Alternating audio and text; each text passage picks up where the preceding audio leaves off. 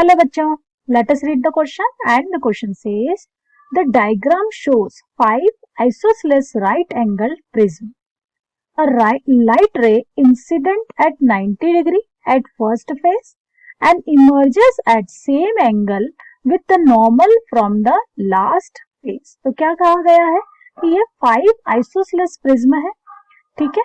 और लाइट रे जो है वो इंसिडेंट हो रही है फर्स्ट फेज पे, वो कितना डिग्री से इंसिडेंट हो रही है, वो नॉर्मल के साथ 90 डिग्री का एंगल बना रही है, ठीक है। एंड जब वो इमर्ज आउट होती है लास्ट फेज से, तो वो फिर से जो हमारा नॉर्मल है उसके साथ जो एंगल बना रही है वो कितना है, ये रे इमर्ज आउट होगी कुछ इस तरह से, और वो नॉर्मल के साथ जो एंगल बना रही है वो फिर से कितना दिया है, 90 degree. Now find the relation between the refractive indices.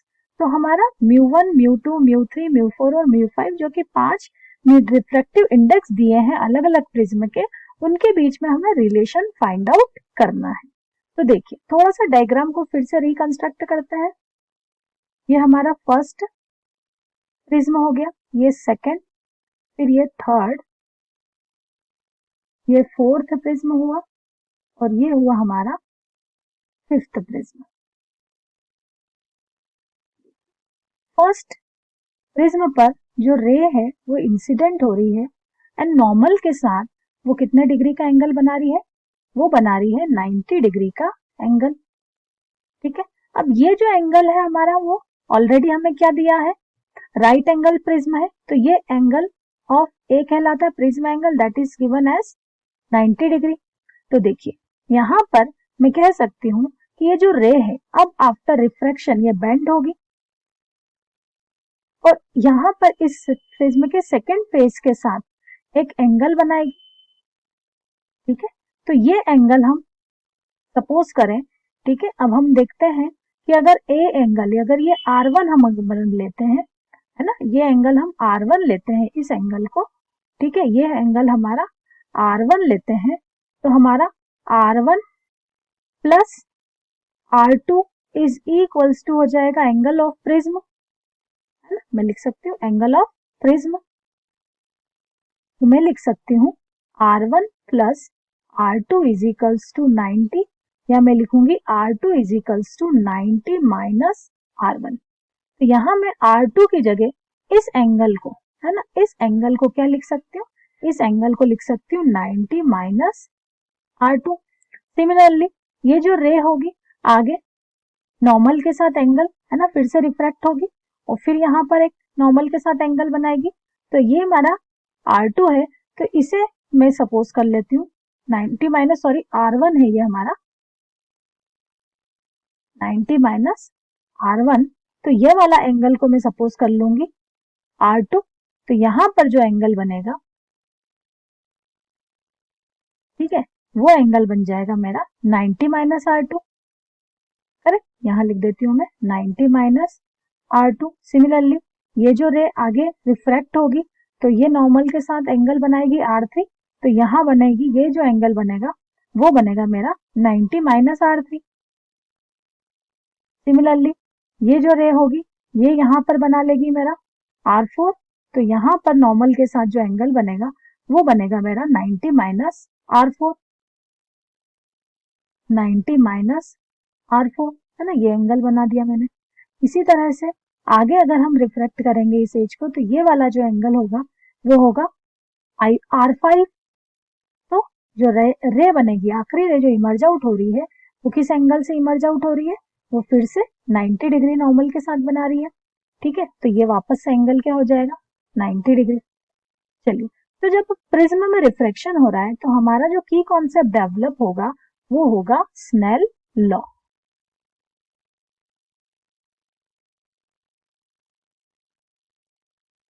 Snell's law, और स्नेल्स लॉ क्या कहता है कि mu is equals to sine of i by sine of r. तो चलिए हम ले लेते हैं फर्स्ट प्रिज्म।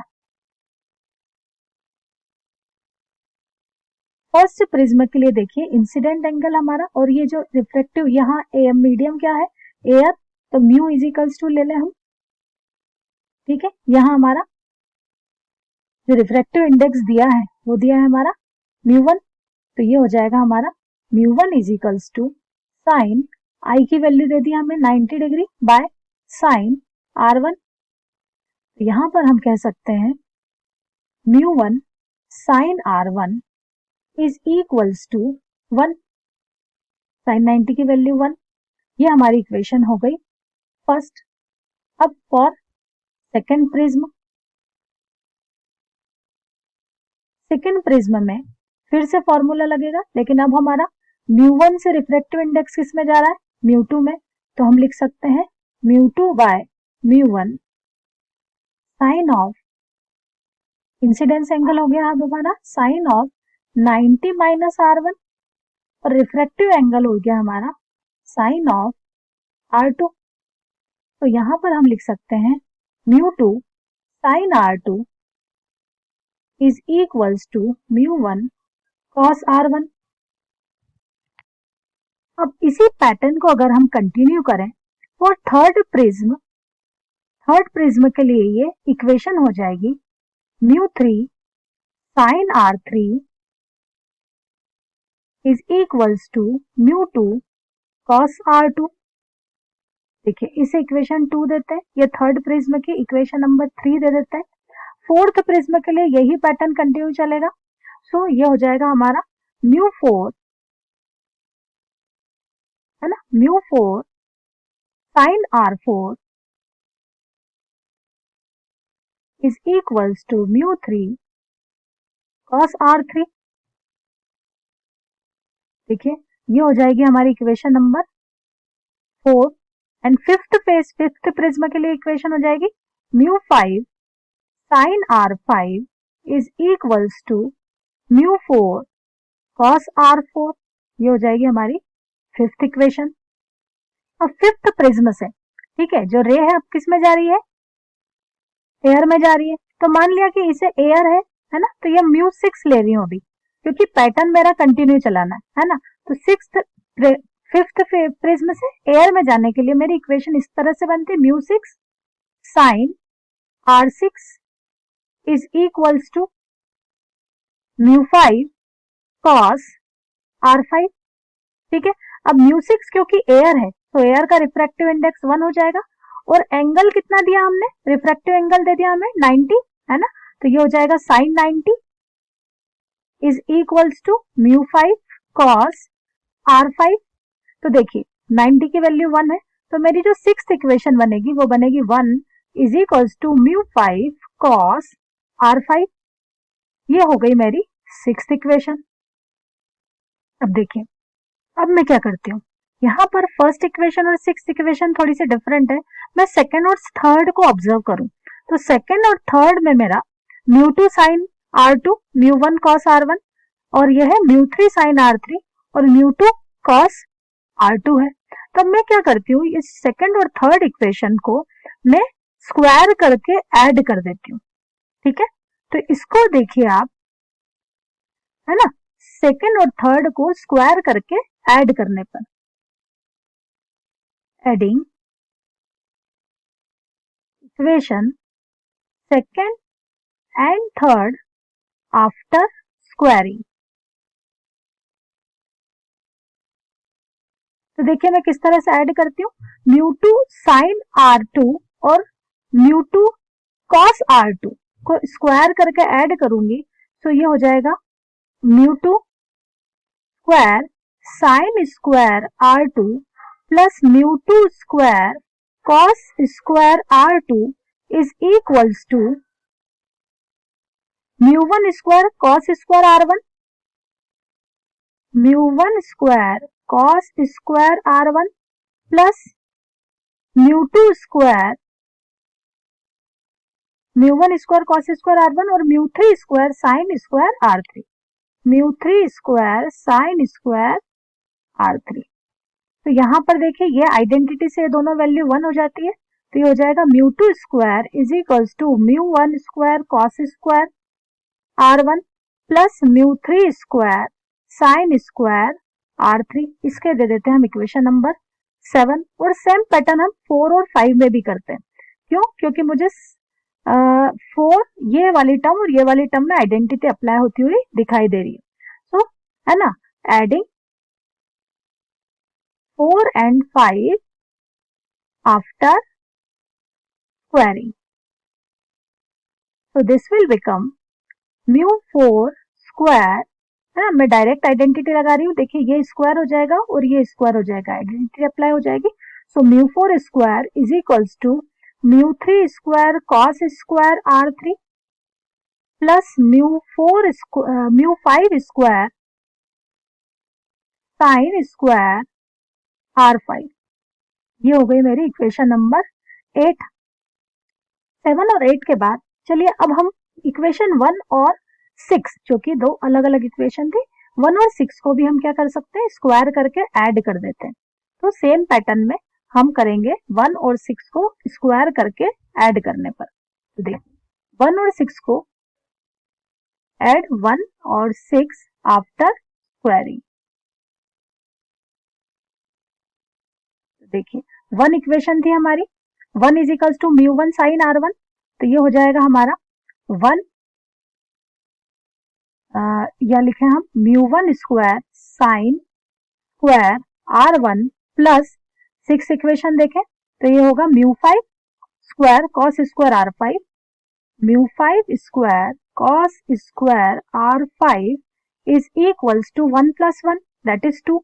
तो ये इक्वेशन हो जाएगी, है ना, इसे 2 डायरेक्ट लिख दो मैं. तो ये हो जाएगी हमारी इक्वेशन नंबर 9.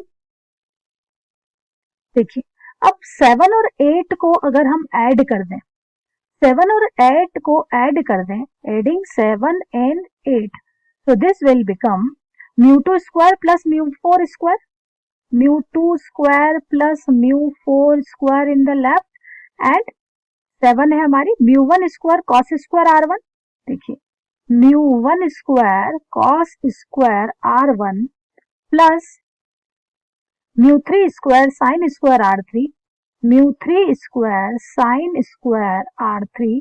इक्वेशन नंबर हमारी 8 है mu 3 square cos square r3, mu 3 square cos square r3 plus mu 5 square sine square r5, mu 5 square sine square r5.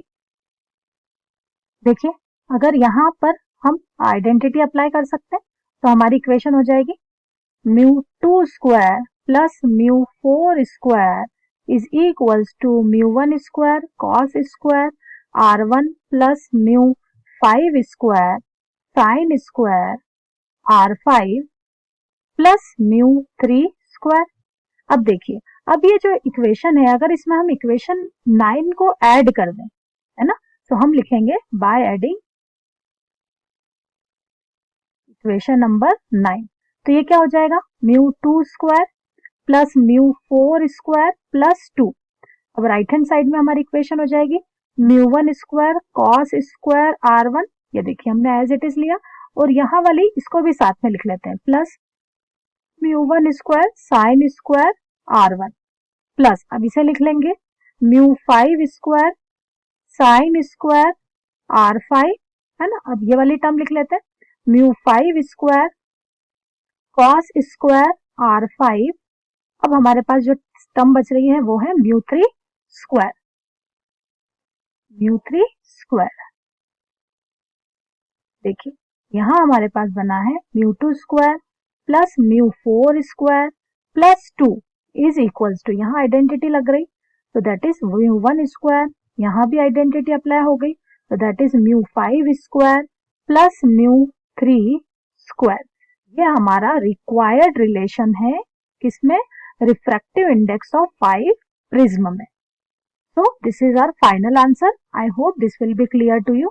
Thank you.